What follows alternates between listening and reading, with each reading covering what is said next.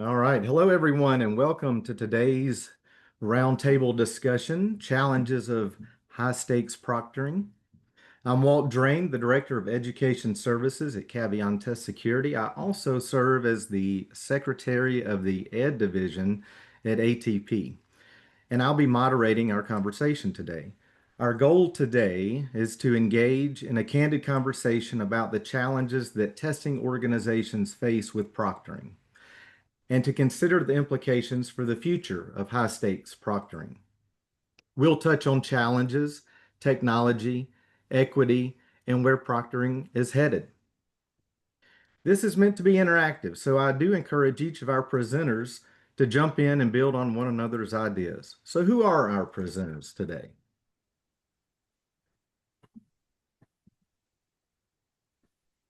Our presenters, we have Charisse Blanchard from Criterion. Charisse has a strong background in accounting and holds a master's in international business. She brings 7 years of sales experience, including 3 years in the edtech space, with a proven track record in SaaS and tech startups. She will represent the certification space during today's conversation. We also have Jarrett Dyer from the College of DuPage, also serves as the VP of Test Security with Surpass Assessment. He has over 20 years of experience as a test center proctor and administrator, a former president of the National College Testing Association, and author. He has contributed to several books, as well as published on cheating on testing, and remote proctoring. He will be bringing a higher ed perspective to today's conversation. And lastly, we have Timothy Butcher. Timothy has 20 years of experience in the assessment world.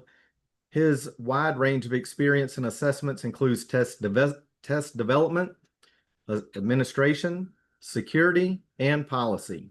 He currently works for the West Virginia Department of Education and will be bringing the K-12 perspective to today's conversation. So I'm really looking forward to this conversation today because, again, we've got three different industries that we're representing with our panelists. We've got licensure industry certification that's going to be spoken by Charisse. We've got the higher ed community represented by Jarrett, and the K-12 represented by Timothy here. So really looking forward to today's conversation. And to get us started, I'm going to ask all three of our panelists this question. And Charisse, you'll go first. What's the biggest challenge your organization is facing right now with proctoring high stakes assessments? Charisse? Yeah, I think for us, I think right now the biggest challenge is striking the right balance between security and the candidate experience. Cheating attempts have grown more sophisticated. You have organized collusion, AI use, device hopping, while at the same time, candidates are expecting the fast, friendly support. So for Criterion, we're addressing both. We have the layered security with the dual camera. We have the live proctoring, adding on the AI piece, plus proctors and support who respond between 30 to 90 seconds just to keep the experience calm. So I would say that's some of the biggest challenges for us. All right, thank you. Let's hear from you, Jarrett, from higher ed. Sure, absolutely. Again, thank you. And I think I want to do a quick retrospective here when we're talking about proctoring now. Remember 5 years ago, we were having like a very similar conversation, but at that time it was like testing centers were moving away, remote proctoring, the use of technology is going to really be the future. And I find now my answer to this would be very much like how Criterion is taking this. We're running into new technology is out, and we're seeing more like AI-enabled cheating. Lockdown browser hacks are really kind of popular right now.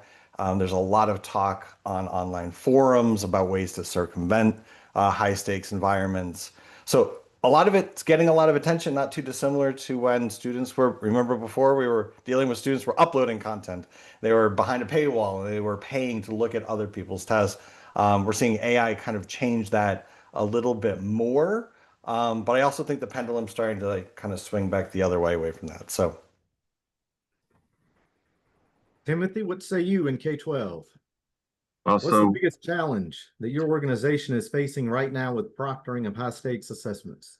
well, thanks, and that's a really interesting question, and it's really a multifaceted one because we give SAT school day in 11th grade, so there's no remote proctoring; it's all in school based. Then our 3 through 8 test, we do offer some remote testing, and so it's fascinating. The biggest problem we have right now is getting those standard conditions across all of our schools, and I would agree with a lot of things that Chris and Jarrett said. But the biggest thing we have is getting examiners to monitor correctly, even though the majority of them are really working hard, and most of them do a good job. And if they make an error, it's not, it's just one that they made a mistake, right? But we have some that are, trying to beat the system. But I think that, some examples, I mean, we see people walking around reading books. We see people reading books instead of monitoring tests in a face-to-face setting. We see when we have our remote testing, we see people not monitoring, maybe grading papers when we look at what they're doing on their computer online. So the teachers, so our biggest thing, whereas in the high stakes certification, maybe the um, students, I think our focus is more on the proctor and examiner and making sure that they're doing the things correctly. Yeah, absolutely. That's a great answer. And I think that Sharice and Jarrett would say that's a common theme in their industry as well, is proctoring, ensuring that policies and procedures are carried out as intended by the organization that's administering these assessments. So proctoring and training, right? I think that's what I hear Yeah. you say, Timothy, is ensuring training is taken Yeah, seriously by well, everyone. so if I can follow with that, that is exactly right because I think we do a train to trainer model where we're training people in the county, they're going down and training the building people are training the teachers, and so sometimes that gets lost. So we have to have unified training across that area, and then you have people trying to pay attention. Are they paying attention and monitoring things? Because they have 17,000 things going on in their classroom, and they have this little 5-day window to give the summative assessment, right? And so I think that's one of the biggest problems, how to get their focus and give the right tests. So I appreciate you following up with me on that. Yeah, absolutely. And the continual training. I know that I've seen people, it seems like if I've been doing this industry for 5, 10, 15 years, oh, I know it. I've been administering this assessment for so long. I don't need to read the manual. I don't need to have the training, but you do because Yeah, things that's a good point. change, right? The test administrator manual may have different instructions. It may have different guidance to certification test takers or to students in your case, Timothy. So absolutely agree with everything that all three of you said. Let's shift over to security and integrity. Sharice, I'll ask this to you first. Do you think remote proctoring has ultimately made cheating easier to attempt or easier to catch? Yeah, that's a good question. I mean, I think remote delivery's done both. I mean, it creates more opportunities for candidates to attempt cheating, but it's also given us more tools to detect and prove it. With in person, a proctor might only observe what happens in the room, and in a remote setting, even Jarrett mentioned earlier, we have the lockdown browsers, we have layered security measures, dual camera, the AI analytics, and then that live human proctor. Together, I think all of those provide more visibility. You have better evidence, you have a stronger audit trail. So while attempts may be higher, I think our ability to detect, document, and act on them is significantly stronger. Okay, good deal. That's a great answer to that. Jared, I'm going to ask you a different question around this topic, security and integrity. How do you balance the tension between tight security and providing a fair, comfortable test taker experience? It's a great question, and thank you for asking. I want to go back actually to what Timothy had said, because I find in the 20 years I've been doing this, that as the training aspect of the proctors has always been, I'm going to put a little plug here because I think we're at really a great pivotal role. And so my answer to your question is going to talk about environment and training. And I think we're now at a time, right, when the National College Testing Association has a proctor certification.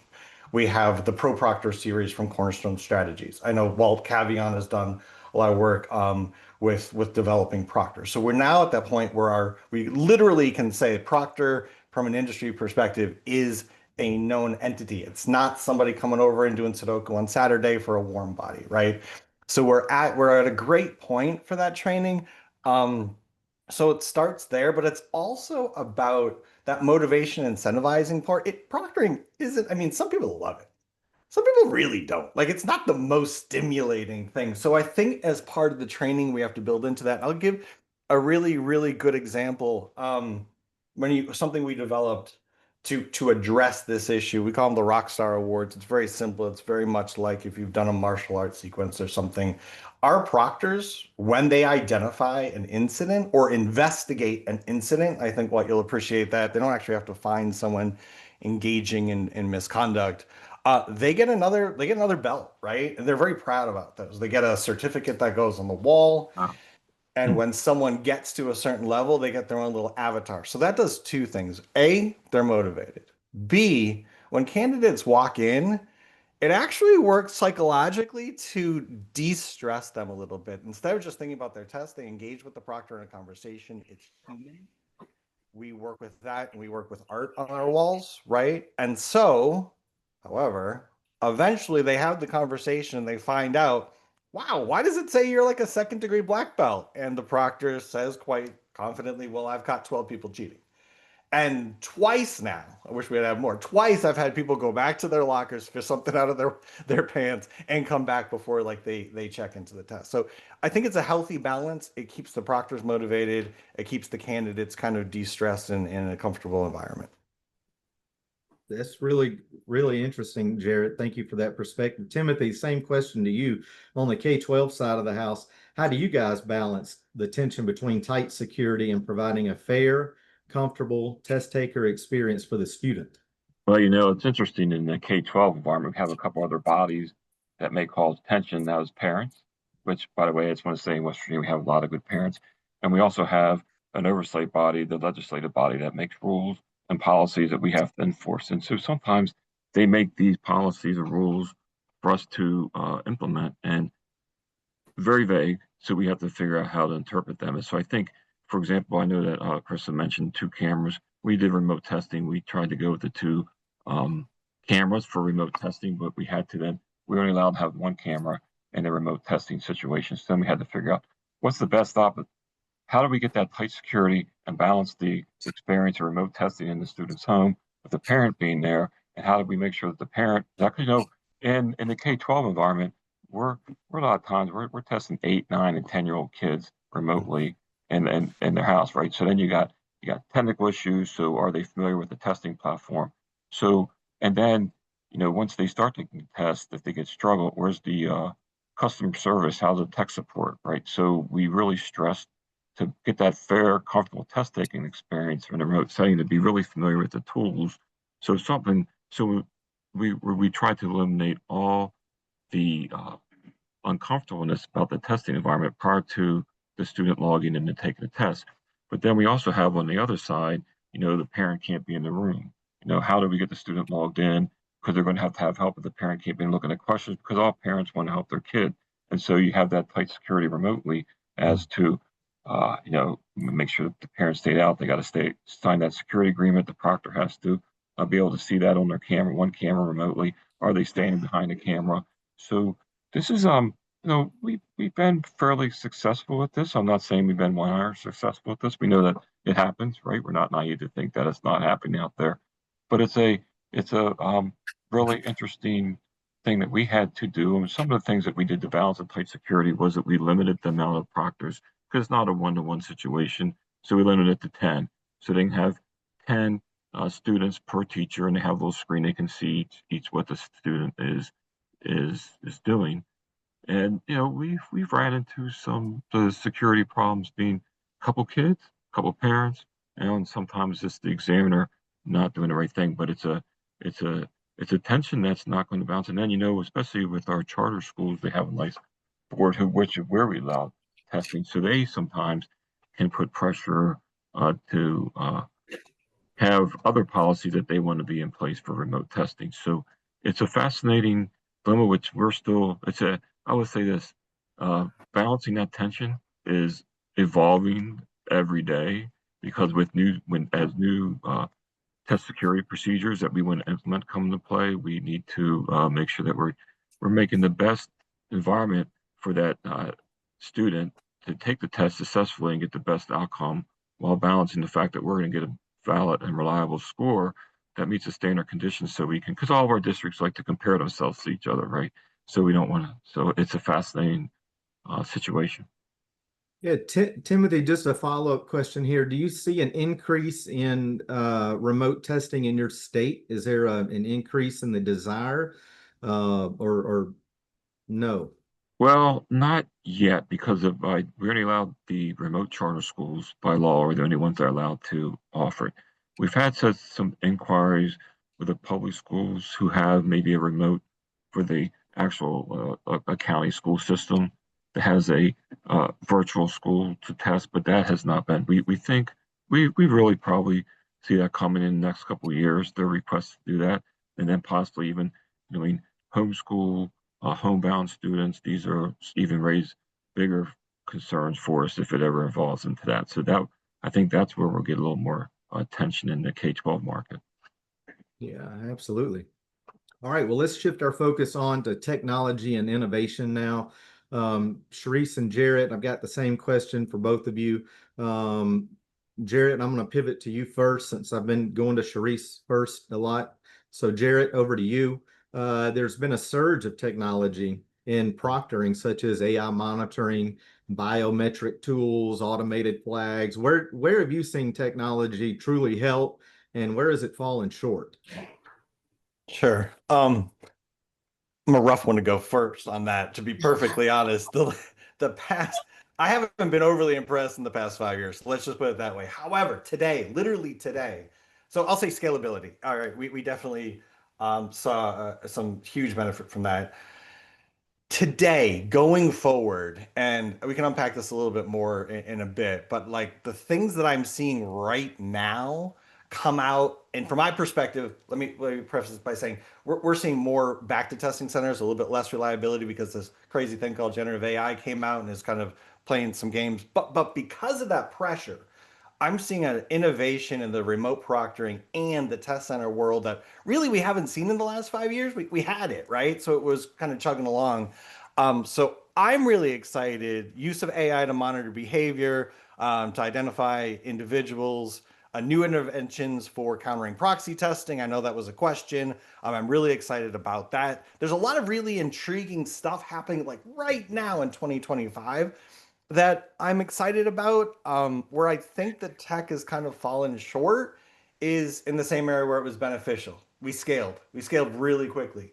And from a higher ed perspective, we saw a lot of, on the faculty side, hey, we got tech, we're good. And then, from the vendor side, they're like, hey, we made tech, we're good. And then there was not always the seamless conversation in between of what was the output of the tech? Like, did you go back in and look at your students in those remote proctoring sessions? No, I never got any flags. Okay, so that's a more of a conversation that we've had to start to unpack. Whose responsibility of looking at those flags? How do we adjudicate those flags? What do we do if there's some question about the flag? And honestly, sometimes it's just, I didn't know there was a flag I needed to look at. So the scalability, I think as things start to slow down a little bit, we're seeing a slowdown in remote, a significant increase in testing. We'll be able to unpack those a little bit better and kind of look at a more innovative future. Okay, thank you, Jarrett. Just as a reminder of the question, Sharice, there's been a surge of technology in proctoring, such as AI monitoring, biometric tools, automated flags. Where have you seen technology truly help, and where has it fallen short? Yeah, Jarrett mentioned some good things. I would say technology's been most effective in three ways. I think there's identity verification. You got the biometric, multi-factor ID, checks, reduces impersonation. You got anomaly detection. Jarrett mentioned AI. It's, excellent at spotting, patterns, irregularities that, a human proctor may miss. And then visibility at scale. You have dual camera monitoring, like I mentioned. You got the screen lockdowns that's giving us a different perspective that even test centers aren't able to replicate. I would say where technology falls short is when there's unnecessary friction. kind of like Jarrett mentioned about the flagging. I mean, you've got automated flagging systems that could, overwhelm, frustrate the candidates. Maybe even, bandwidth incentive tools that are creating a disadvantage for test takers that have accessibility needs or, limited connectivity. I think overall, like, technology works best when it's paired with thoughtful human oversight and designed with the candidate experience in mind, because I think sometimes, organizations forget about the candidate experience. Thank you. Timothy, do you have anything to weigh in on that, on this topic at all? Well, I just think that we know who the students are, so we don't have that identification situation here. But I do think the one thing that I would like to see AI come to help us out tremendously would be detection in real time of abnormal behavior, so we could look at that and get those either have that student retest while they're still in school. So I think that's what we're focused on right now, trying to get that detection. I know some companies out there have some technology, but we just haven't been able to implement those technologies. Good deal. Thank you. All right. Anything else on the topic of technology or innovation that you guys want to discuss before we pivot to equity and accessibility? All right, let's pivot. Timothy, this is going to you first.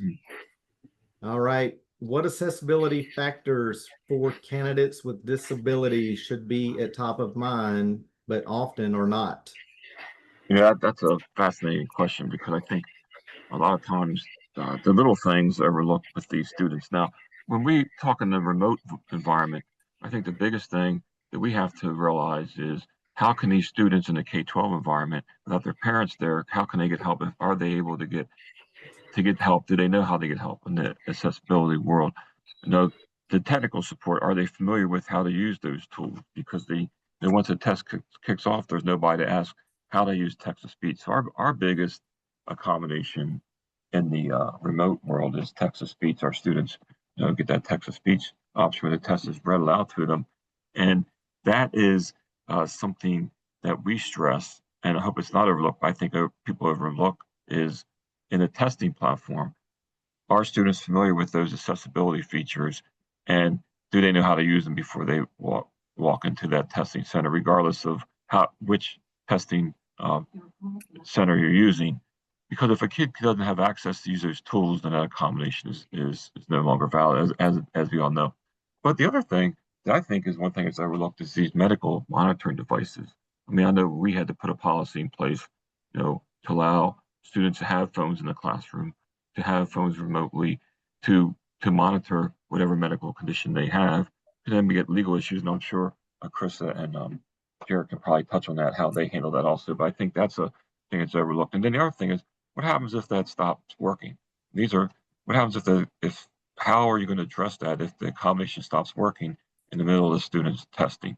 And then from a security point of view, we in the K-12 environment, we have one accommodation that allows our lockdown browser to be opened up to allow some technological enhancements for accommodations. And so then that also has to be monitored really closely for students who may be able to go open up a web browser. So it's concerning, and these are things that we need to be really concerned with those students with disabilities, and making sure the number one key though is they need to have the same testing experience as a student without disabilities and be able to access and get a valid score. Thank you, Timothy.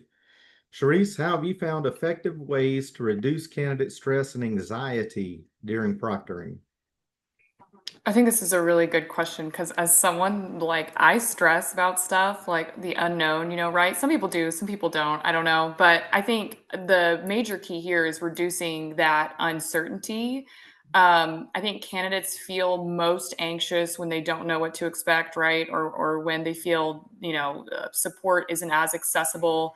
I think to counter this, you got to make sure you have clear communication, either what to expect guides or FAQs on how to help candidates prepare, practice opportunities for them, whether that be, an AI pre-check or, some other practice exams that you have to reduce any surprises. Making sure you have that support and they're responsive, able to resolve issues quickly. And then, just consistency. Like you need a transparent process, and that also helps them feel more comfortable, helps them build trust. But I just think overall, when candidates understand the process, they've tested their setup, they know that help's available, I think anxiety drops significantly. Yeah, absolutely. But do you experience that same anxiety, Timothy, in the K-12 sector with Oh, students? yes, we have. There's a lot of test anxiety out there, and where it originates from is a good question, and I think uh, being in a familiar environment helps them. But there's still some teachers. We get requests every year for medical exemption for students. Most times those aren't approved.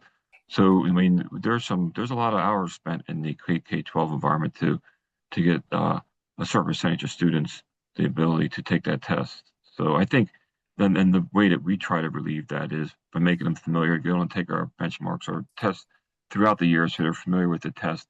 And also one thing we try to stress in that environment is what is the teacher doing? What is the principal doing? Are they putting a lot of stress on the students by having pet rallies? Are they stressing, or are they just no? I always use this example. If you go into a big game and you're coaching a sport and you make it a big game and you're in there, and you're in the locker room before the game, giving a big speech, then your players probably aren't going to perform very well. But if they're relaxed, they're going to perform better. So we try to deal with that in a lot of different ways. Yeah. And one thing to note with those K-12 assessment results, I mean, they're so important, they're used for accountability determination. So, meaning it places a label on a school or a district, and that is a designation to the public, right? And it Right, resonates. Most right, states use A, B, C, D, F rating, A good, F bad.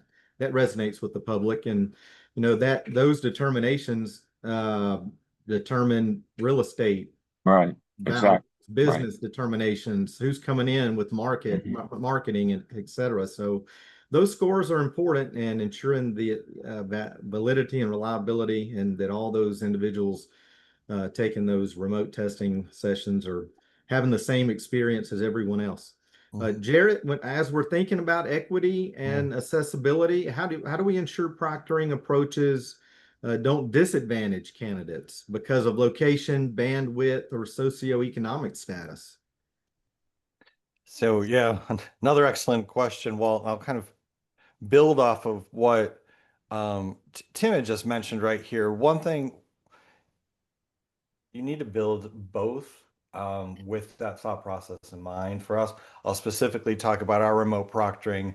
Our testing centers were well equipped to handle students that were coming in. We have a little bit about us. We have 5 locations. We're a community college, so we're a 2-year school, mostly a commuter school.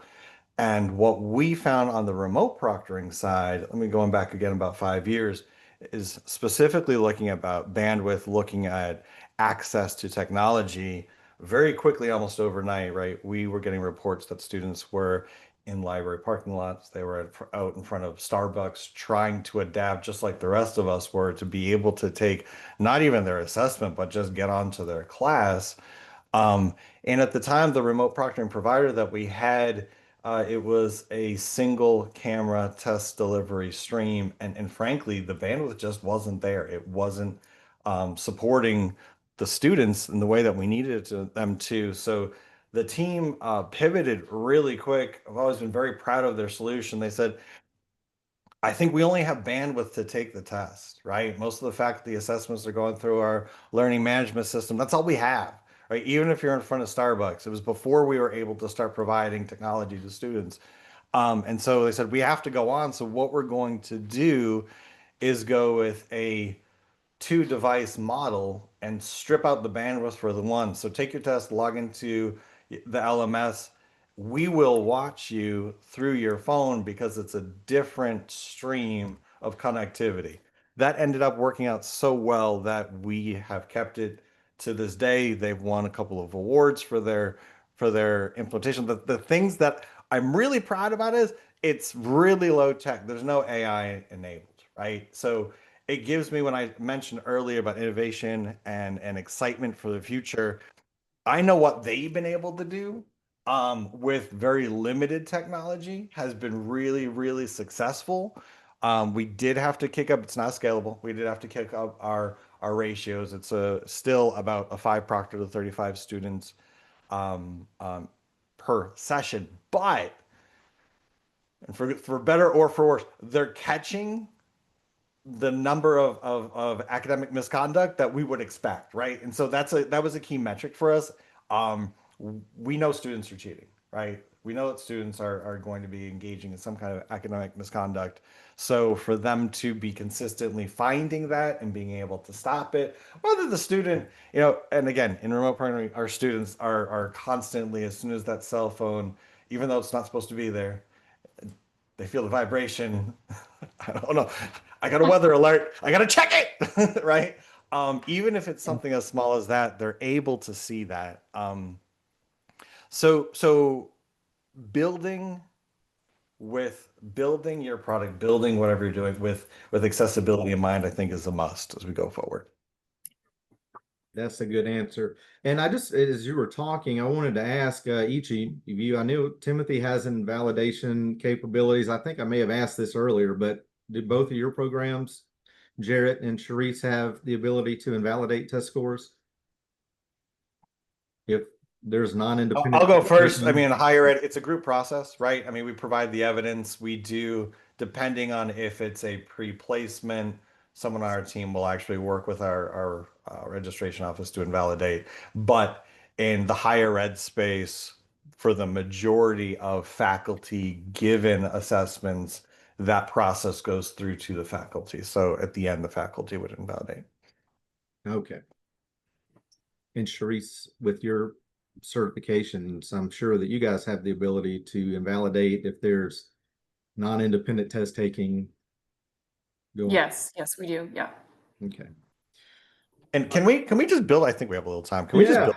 I think that's one of the things, and now talking out to the audience, I think one of the biggest struggles that I have is you can know something in your soul of souls. If you don't have the technology supporting the evidence collection, it's not going to go anywhere.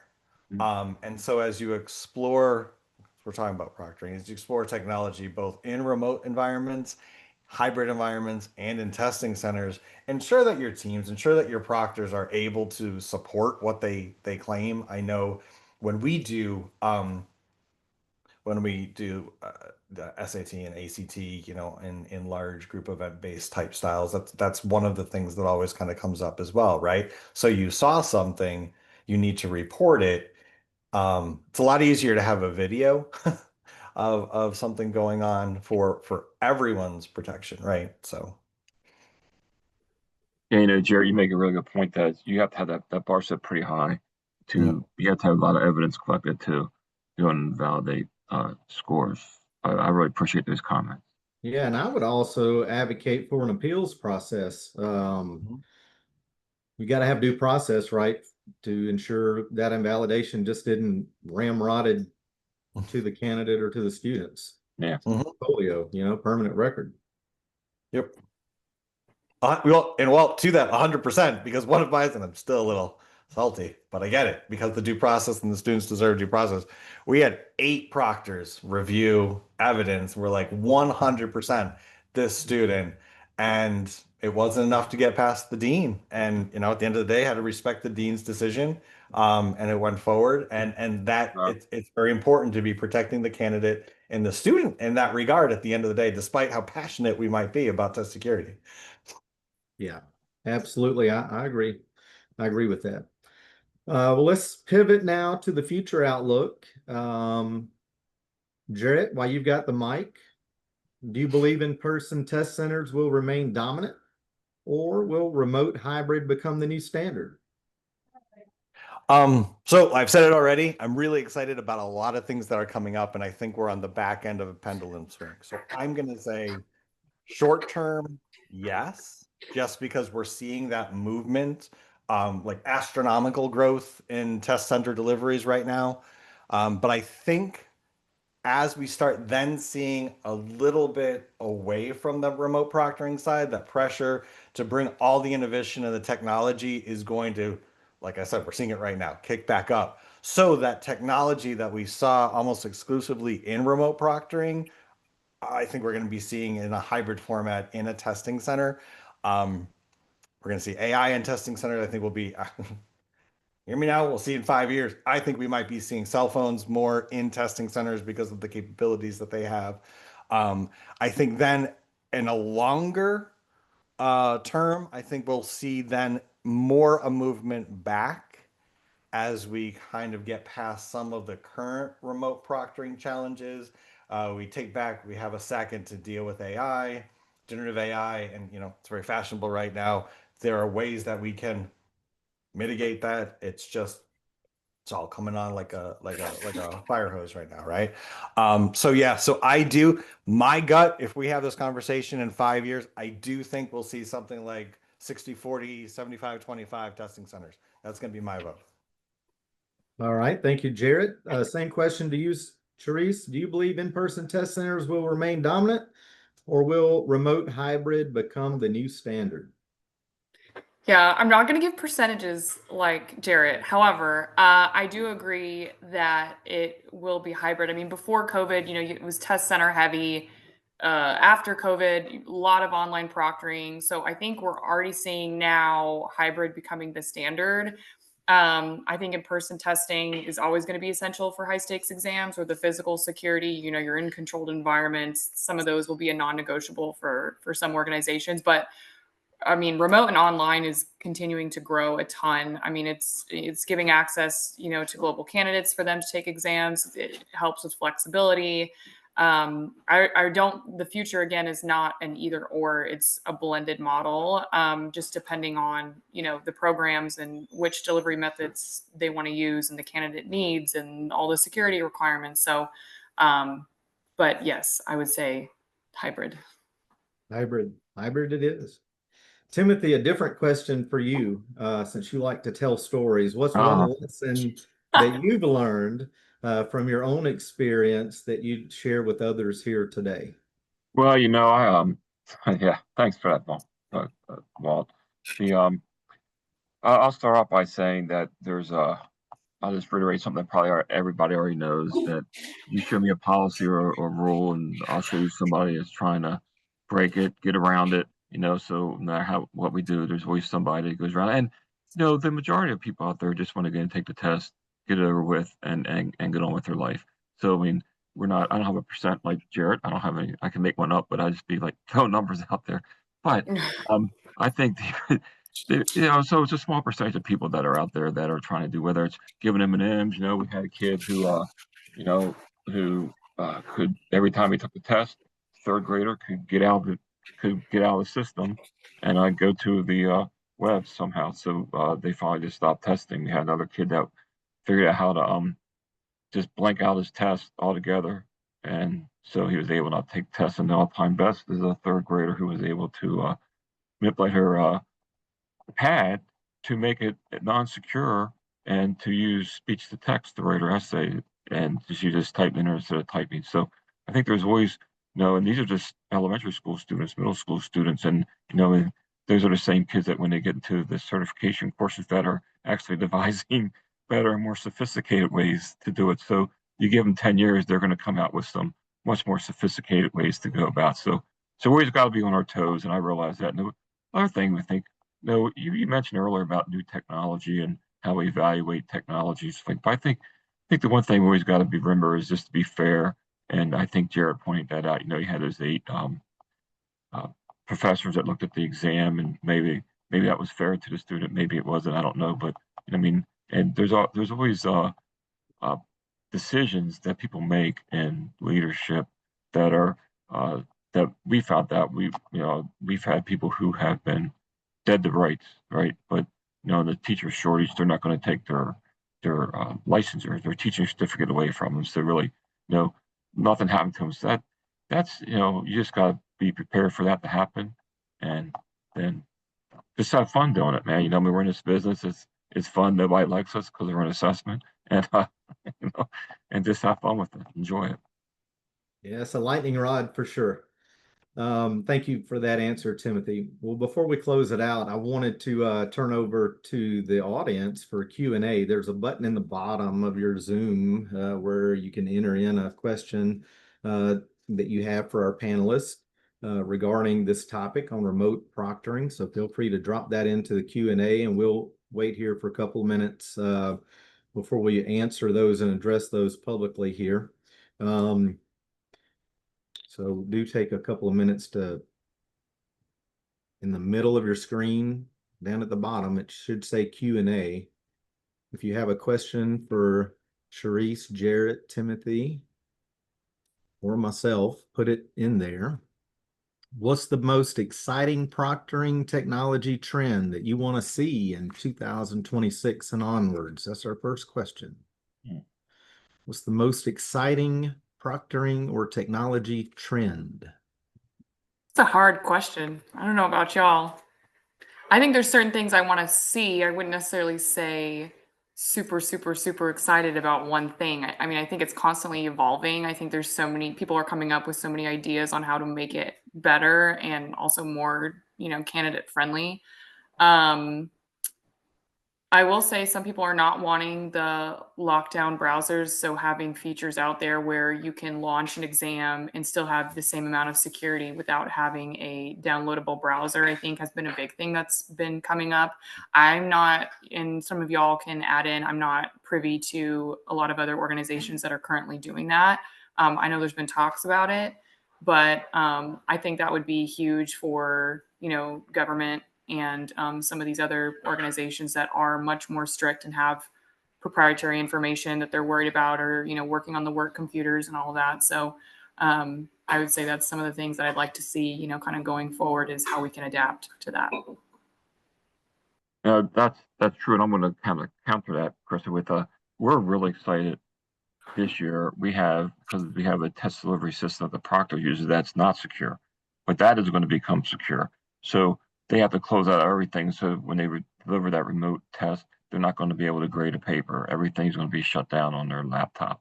So I know you said like, hey man, no lockdown browser, but I'm like, woohoo, lockdown test delivery system for the proctor. Oh, let's not go with that. Woohoo. Wait, so you're excited about lockdown browser for your proctors? I got it. Okay. Yeah, It took right. me a second. We're gonna lock down the proctors. Students are fine. My Yeah. gosh. Well, no, wait, but the students are locked down too. So the students they've always been locked down.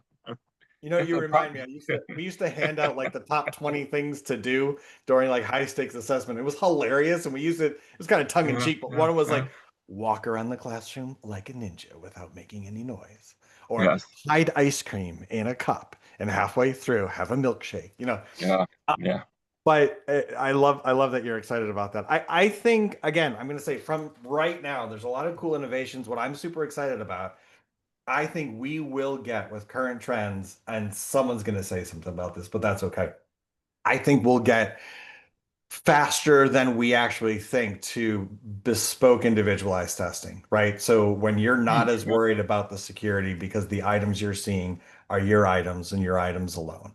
I think we're not there yet, obviously, but I think that will, to Trace, your point, like having like a 280 megabyte download before you take the test that controls your computer. I get some candidates have concerns about that, right? There are some other things. So if we can work together both on the security side and kind of on that delivery side, and make sure the psychometricians are happy with it all, I think we can get there. And I know that there are some companies that are working very hard on that. So.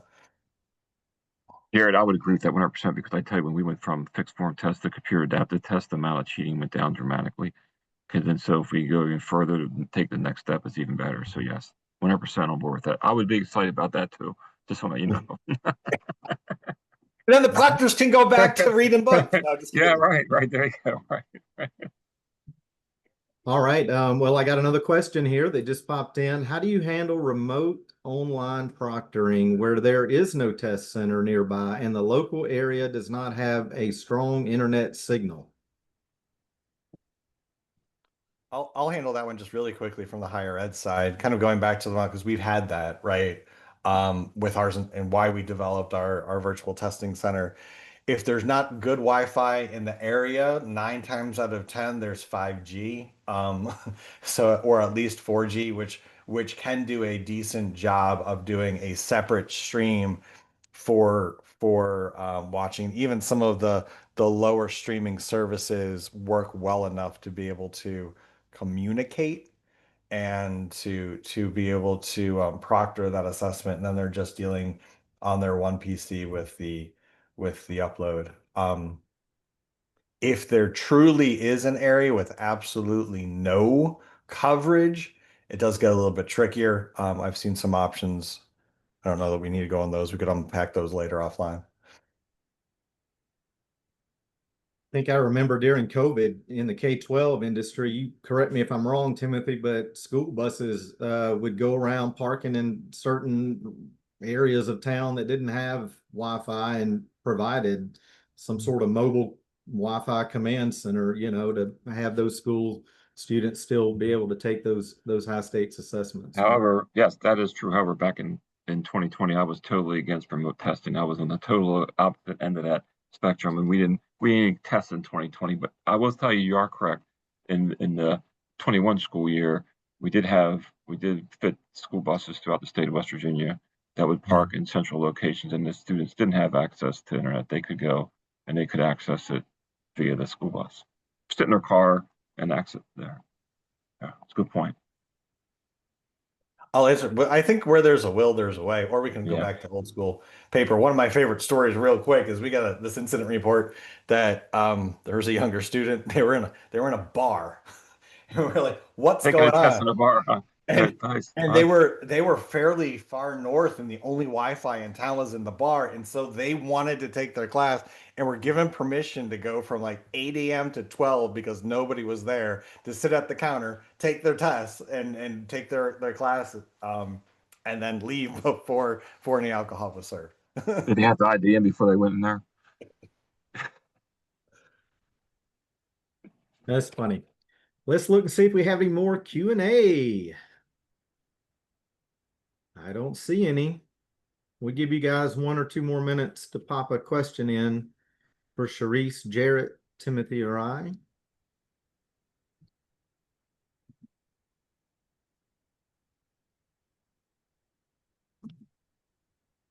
I think we did have a question in the pre-conference regarding proxy testing. Yeah.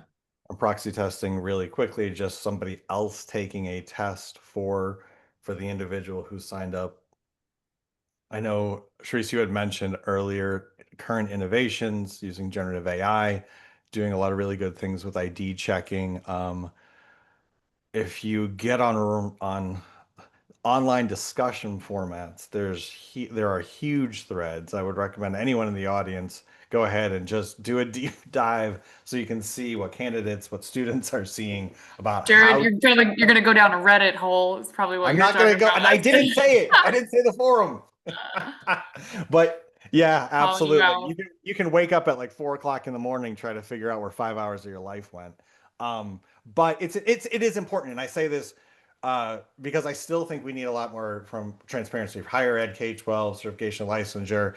Just because there are products out there, I'm the first to say don't always believe the shiny pamphlet, right? Like if someone is telling you we can block proxy testing, or they're telling you there's no proxy issues, do your own audit, right? Try to figure out if you can try some of these things, if you can kind of work against the technology like the students are, so you really understand where they're coming from. That's good. Any other pre-questions that we need to address before I close it out? Hearing none. Thank you all for such a thoughtful and engaging conversation today. We've surfaced challenges around security, fairness, technology, and accessibility. Hey, But we've also heard. Walt, there's one that just came in. Oh, there is one. There may be 2. Yeah. Where do candidates post about cheating? Oh my gosh. Tell them, Jarrett, Reddit. Yeah, Reddit, there's tons of forums on there that I know of that just will blow your mind. I actually have one tagged. Where is it? Yeah, I was reading one this morning asking for My test. specific instructions, on how to bypass certain products. Are you going to pull up one? If you have, I was actually wondering, I think it's on my other desktop. Yeah, if you have a product, it may be listed. And if it's listed, they may not actually be able to do it. So it's very important to be able to do an audit. But yeah, I think there's Cheat My Online Test and another one. Just type in a query like that in Reddit and you'll get there pretty quickly. Hey, Yeah. Walt, there was one other question, that pre-question. It said, what are the parameters for training? I think you kind of touched on it a little bit, but the question was, what are the parameters for training proctors, and should we only utilize staff? What are the I couldn't hear the What are the parameters for training proctors, and should we only utilize staff to proctor test? Well, we could probably get 3 different answers on that because K-12 is going to have your own answer and then higher ed and industry, but training Can I has hear to the be question ongoing. again? Yeah, can I hear the question again? Of course, I mentioned Reddit and the Reddit gods fried my Zoom connection, so that's why you lost me for a second. So what are the parameters for training proctors? Should we utilize only staff? Oh, that's an excellent question. From our perspective, no, we train kind of proctors across the board. What we require is we have in-house training. We've also been, like I mentioned before, leveraging the Cornerstone Strategies Pro Proctor, and then our at least our full-time staff. We are looking for all of them to get certified by the National College Testing Association. That's the first proctor certification that I've seen come to market. So those 3 things really build on my comfort level with saying, "Hey, you're you don't have to be staff. You're a trained individual. I'm happy to bring you on board." So from a K-12 perspective, we're going to use certified teachers, so they have to be on staff. So that's a little, as Walt's mentioned, that's totally different environment. So, but we do use a train-to-trainer model, so we don't pass down from us through the counties to the districts, schools, and there. Yeah, we have our proctors go through a rigorous training program, so they're familiar and they go through an entire process, and so.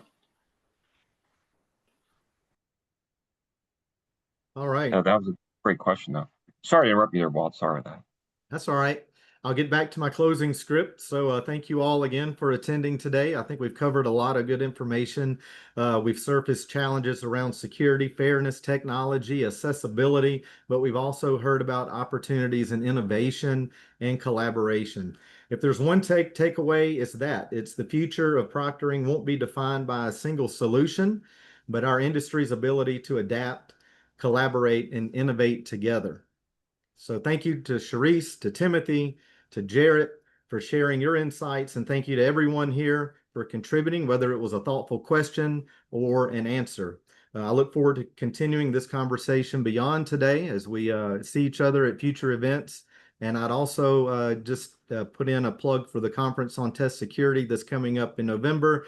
For those of you that have not registered, consider going to that specific test security conference that'll be the first week in November, I believe, at UMass Amherst. So thank you all for attending. You have a great rest of your day. Thanks, everybody.